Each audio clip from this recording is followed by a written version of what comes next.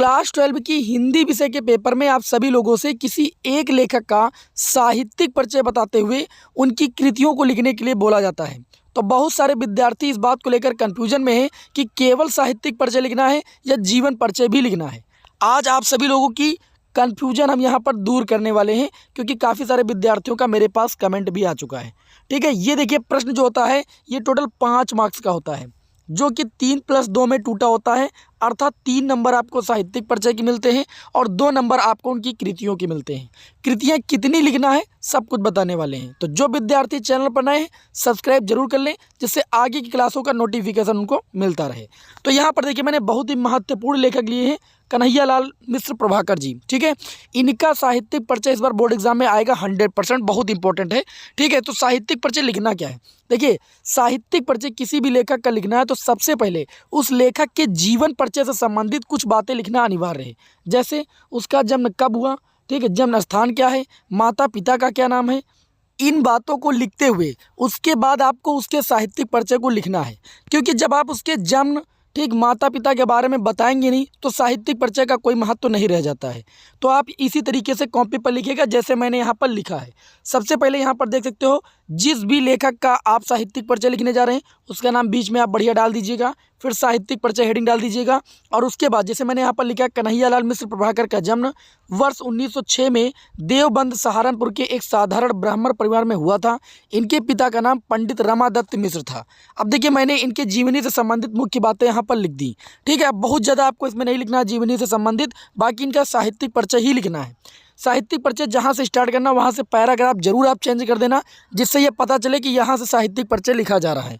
जैसे मैंने लिखा है, हिंदी के सर्वश्रेष्ठ रेखा चित्रकारों, संस्मरणकारों और निबंधकारों में प्रभाकर जी अत्यंत महत्वपूर्ण स्थान है। जी का जो है अत्यंत महत्वपूर्ण स्थान है। इनकी रचनाओं में कलागत आत्मपरकता, चित्रात्मकता और संस्मरणात्मकता को ही प्रमुखता प्राप्त हुई है। स्वतंत्रता आंदोलन के दिनों में इन्होंने स्वतंत्रता सेनानियों के अनेक मार्मिक संस्मरण लिखे हैं। इस प्रकार संस्मरण, रिपोर्टाज और पत्रकारिता के क्षेत्र में प्रभाकर जी की सेवाएं जो है चिर स्मरणीय हैं।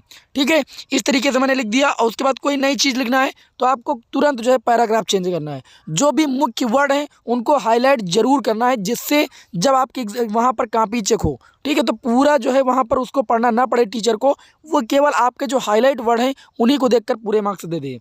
ठीक है, अब यहाँ पर देखिए, कन्हैयालाल मिश्र प्रभाकर मौलिक प्रतिभा संपन्न गद्यकार थे। इन्होंने हिंदी गद्य की अनेक नई विधाओं पर अपनी लेखनी चलाकर उसे समृद्ध किया है। प्रभाकर जी ने भावात्मक, वर्णनात्मक, चित्रात्मक तथा नाटकीय शैली का प्रयोग मुख्य रूप से किया है।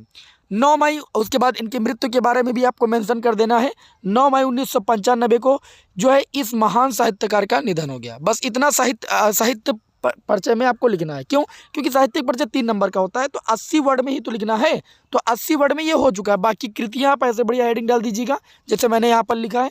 जैसे रेखा चित्र है, संस्मरण है, ललित निबंध, संपादन। ठीक है, कम से कम 4-5 कृतियाँ जरूर लिखिए। अगर आप हेडिंग डाल के लिख सकते हैं तो बहुत अच्छी बात, जैसे मैंने यहाँ पर लिखा है। रेखा चित्र में जैसे आप लिखोगे, नई पीढ़ी के विचार, जिंदगी मुस्कुराई, माटी हो गई सोना। संस्मरण में लिख दिया आपने, दीप जले शंख बजे।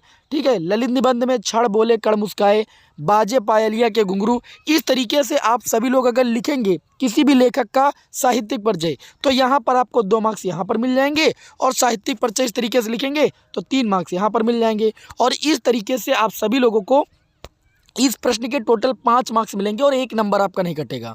ठीक है, बहुत सारे विद्यार्थी जीवन परिचय हेडिंग डाल देते हैं। ठीक है, तो उसमें देखिए नंबर कटने का चांसेस रहता है। साहित्यिक परिचय पूछा जा रहा है, 80 शब्दों में पूछा जा रहा है, इस बात का थोड़ा ध्यान रखें। ठीक है, हमें उम्मीद है कि आप सभी लोगों को मेरी ये क्लास समझ में आ गई होगी अच्छी तरीके से। वीडियो को जरूर लाइक कर दीजिए। मिलते हैं नेक्स्ट क्लास में। जय हिंद, वंदे मातरम।